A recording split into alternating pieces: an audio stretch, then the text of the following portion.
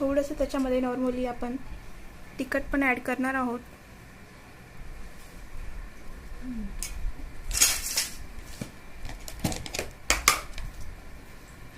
मीठ पण थोडंसं नॉर्मली टाकायचं आहे आपल्याला चवीनुसार.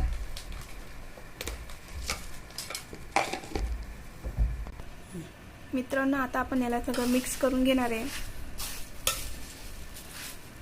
घरी खायला खूपच मस्त लागते, बाहेरच्या पेक्षा. तुम्ही करून बघा एकदा घरी.